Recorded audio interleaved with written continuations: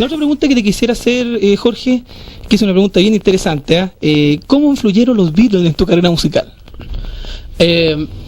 Los Beatles influyeron directamente cuando conocí a Miguel Tapia, el baterista.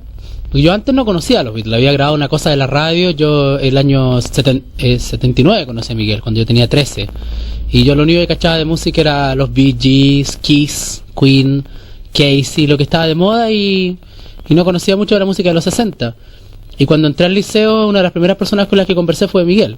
Y Miguel tenía un hermano mayor, Julio, que había sido estudiante en los años 60, toda la onda de ir a estudiar a otra parte, andar en los trenes, toda esa época tan bonita. Y él compraba los discos de los Beatles a medida que iban saliendo. Y conocer a Miguel significó ir a su casa y conocer la música de los Beatles, que me pareció alucinante. Yo tenía un disco de los Bee Gees que se llamaba Sgt. Pepper, que era un homenaje a los Beatles de una película.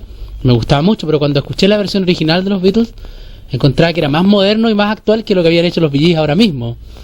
Así que influyeron muy fuerte.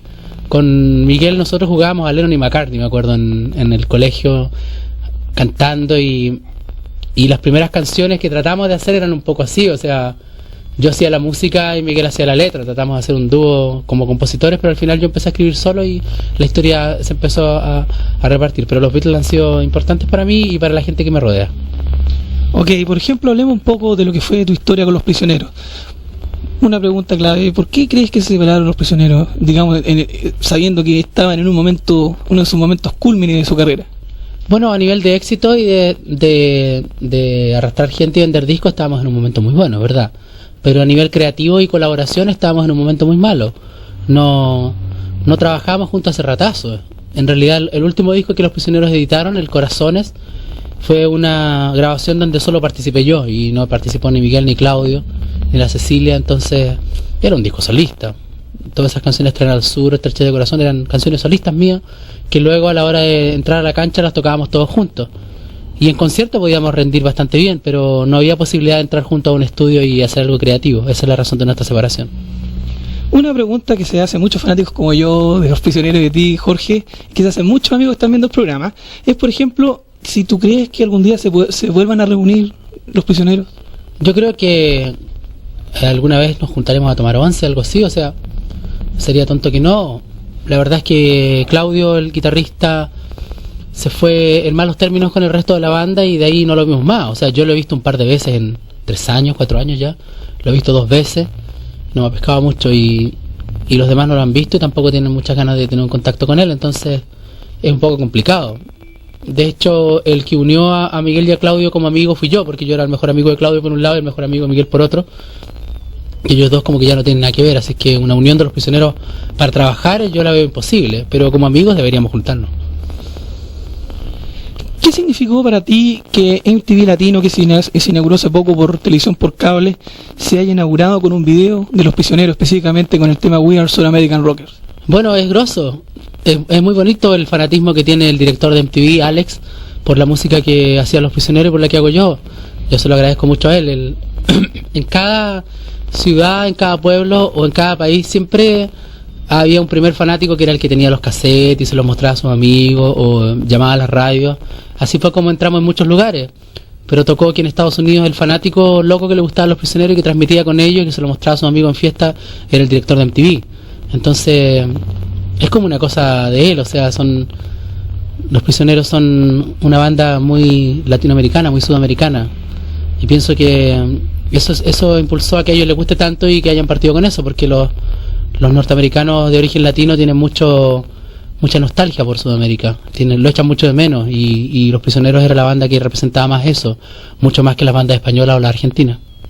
¿Pero tú crees que eso también signifique que tengan mayor aceptada a futuro los otros grupos chilenos, claro, o por supuesto de buena lid? Sí, claro, o sea, gran parte del éxito de La Ley en otras partes ha tenido que ver con el hecho de que son chilenos, y también seguramente eso le va a pasar a Parkinson, que también sus discos ya están llegando a otras partes, y espero que le pase luego a La Ley y a Los Profetas y a Jardín Secreto, que ya está empezando a pasar sus videos. El otro día lo vi en un programa de Venezuela que los pasaban, y a muchos más, porque hay muchas bandas acá que tienen algo importante que mostrar afuera, cosas que no existen afuera.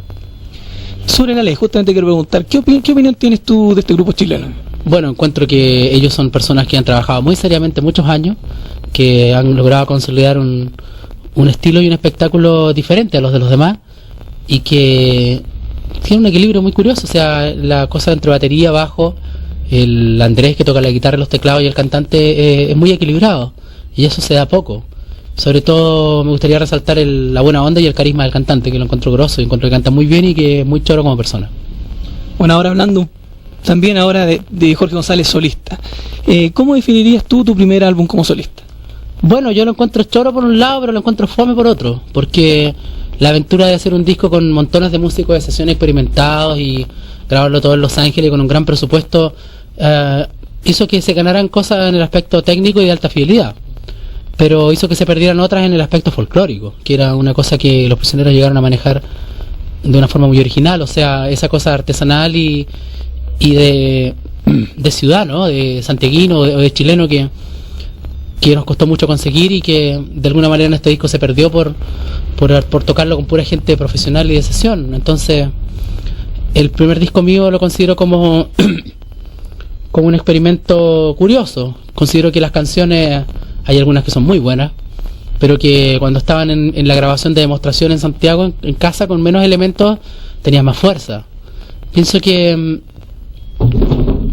a lo mejor lo saqué muy luego, el primer disco solista. Debería haberme consolidado un poco más, haber tocado en vivo primero, haber sabido quién era yo como solo y después editarlo, pero había una cosa exitista alrededor mío tan urgida de continuar con la cosa esta de las canciones y el cuento que salió cuando salió.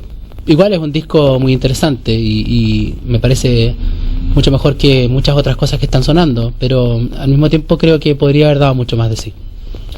Por ejemplo, hay muchos amigos de Los Prisioneros que a lo mejor no saben, por ejemplo, que tú hiciste algunas canciones dentro del grupo que nunca las grabaste. Ah, claro. Como por ejemplo fue El Cobarde, El Gato, Sierra Eléctrica. Me pregunto la siguiente: ahora tú que estás como solista, ¿tú podrías, es posibilidad, digamos, de poder grabar estas canciones? Bueno, cuando yo hice esas canciones, El Cobarde, La Sierra Eléctrica o Gato, eran para el disco Corazones, que como te decía yo, en la práctica fue mi primer disco solista, y si no las incluí fue porque las otras que quedaron eran mejores. Y ahora para este disco que edité sobraron la misma cantidad de canciones que quedaron adentro, o sea, 14 quedaron afuera, y hay algunas que están muy lindas.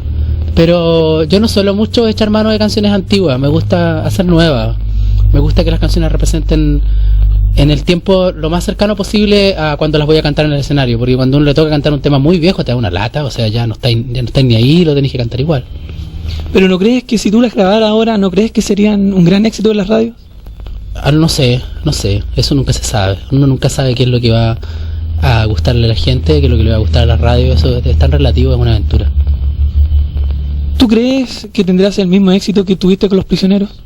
Tampoco lo sé, eso es otra aventura. Si yo supiera lo que iba a pasar, creo que me quedaría en la casa esperando que pasara. Pero no, como no sé lo que va a pasar, tengo que salir a buscarme la vida y a conocer cuál es el destino. No sé si voy a tener tanto éxito como Los Prisioneros. Tampoco tengo claro que Los Prisioneros hayan tenido el éxito que podrían haber tenido. Yo pienso que Los Prisioneros podrían haber sido mucho más grandes de lo que fueron. Y no encuentro que hayamos tenido tanto éxito tampoco. Entonces, tampoco es tan difícil.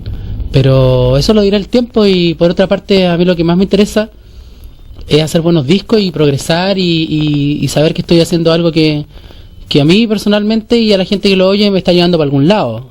Seguir tratando de repetir un éxito a uno lo mete en un círculo que es muy difícil de escapar, que es el de tratar de perseguir la fórmula y tratar de perseguir al público, y la callada cuando uno trata de meter algo a la fuerza no le gusta. ¿Tú te consideras un innovador en la música que tú haces? No para nada. Yo hago música popular, y la música popular es un reciclaje y es un readornar la misma canción.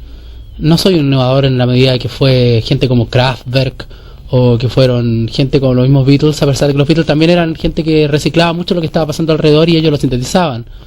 Pero no soy innovador en la medida que han sido otros músicos, no, como Violeta Parra o esa gente. Me falta para eso, y en realidad no sé si es lo mío. Creo que lo mío es más bien una cosa más inmediata, mi talento no es tan grande como para innovar.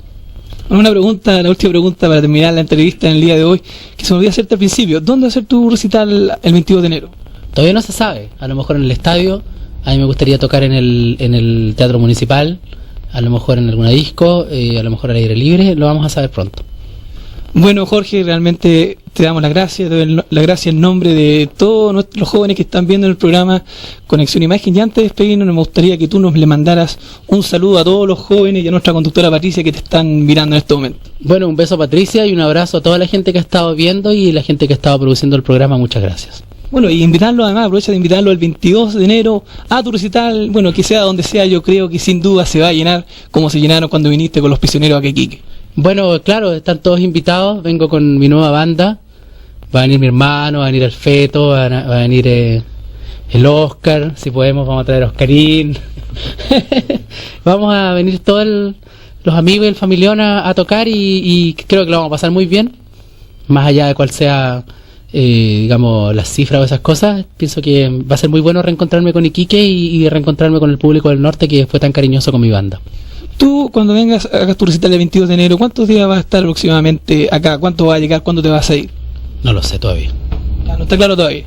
Bueno, pero amigos, lo que está claro sí, que el 22 de enero Jorge González acá en Iquique estará, bueno, eso se confirmará